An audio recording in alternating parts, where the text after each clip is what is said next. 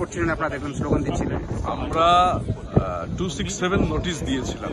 এই যে duplication of epic cards, একই এপিকের একাধিক যে এপিক একই নম্বরের, এটা অত্যন্ত একটা জরুরি বিষয় এবং শুধু তৃণমূল কংগ্রেস নয়, অন্যান্য রাজনৈতিক দল তারাও এই নিয়ে আলোচনা চান এবং এটা একটা জ্বলন্ত সমস্যা।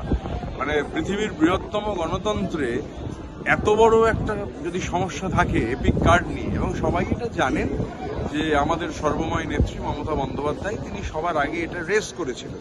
এখন সমস্ত রাজনৈতিক দল তারা এই বিষয়টা তুলছেন, কারণ এটা একটা ভীষণ গুরুত্বপূর্ণ বিষয়। আমরা আজকে রাজ্যসভায় শুরুতেই, আজকে যখন অধিবেশন শুরু হলো, আমাদের ডিমান্ড ছিল যে এটা নিয়ে আলোচনা হোক, কারণ একাধিক প্রমাণ রয়েছে, আমরা প্রমাণ সহ। এবং সব থেকে বড় কথা, ধরুন আমরা যে ইউনিক আইডেন্টিফিকেশন নাম্বারের কথা বলেছিলাম, এখন নির্বাচন কমিশন বলছেন যে ইউনিক আইডেন্টিফিকেশন নাম্বার এপিক কার্ডের ক্ষেত্রে, তো এপিক কার্ড ভোট মানে fair and free election, fair and free ইলেকশনের ক্ষেত্রে এপিক কার্ড অত্যন্ত জরুরি। এরকম একটা বিষয় নিয়ে পার্লামেন্টে আলোচনা হবে না, এবং সবাই যখন দাবি করছে, একাধিক বিরোধী রাজনৈতিক দল তারা বলছেন যে এপিক কার্ড নিয়ে চর্চা হোক, এই ডুপ্লিকেশন নিয়ে চর্চা হোক, সরকার কিছুতেই সে চর্চা করতে দিতে রাজি নন।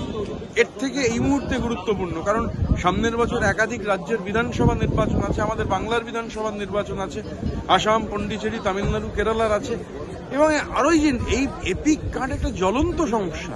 সুতরাং এপিক কার্ড নিয়ে পার্লামেন্টে আলোচনা হবে না তো কোথায় হবে? এবং যেখানে আমরা প্রমাণ দিয়েছি, এবং আমাদের প্রতিনিধি দল কলকাতাতে আমরা মিট করেছিলাম, কালকে আমাদের প্রতিনিধি দল 10 সদস্যের তারা নির্বাচন কমিশনের দপ্তরে যাবেন নির্বাচন সদনে, কিন্তু পার্লামেন্ট মানে গণতন্ত্রের সর্বোচ্চ জায়গা, সেখানেই আলোচনা করতে না দেওয়াটা অত্যন্ত দুর্ভাগ্যজনক। গভর্নমেন্ট আসলে একটা ডিনায়াল মোডে কন্টিনিউ করছে, কোনো জিনিস যেটা জরুরি তা তুলতে দিতে রাজি নয়।